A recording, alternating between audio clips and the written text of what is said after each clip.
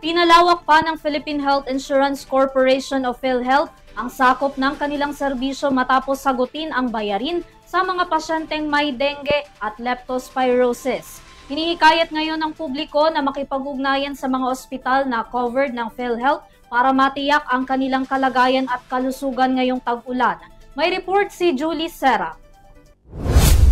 Ngayong marami ang apektado ng patuloy na pagbaha sa bansa, itinaas ng Philippine Health Insurance Corporation o PhilHealth ang saklaw para sa mga pasyente ng dengue at leptospirosis. Umabot na sa 9,500 pesos ang benepisyo ng PhilHealth para sa mga may mild cases ng dengue at 47,000 pesos naman sa mga may severe cases ng naturang sakit. Para naman sa mga pasyente na mayroong leptospirosis, itinaas na rin ang sakop na babayaran ng ahensya na aabot na hanggang 21,450 pesos. Alinsunod pa rin ito sa ginagawang hakbang ng pamahalaan na gawing abot kaya para sa masa ang mga benepisyaryo na makukuha sa healthcare facilities ng bansa.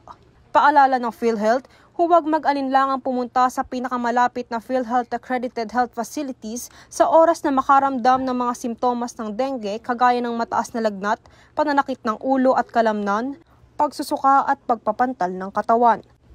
Pinapaalala rin na bantayan ng mga simptomas ng leptospirosis gaya ng mataas na lagnat, pananakit ng ulo, pagsusuka, paninilaw at pananakit ng tiyan.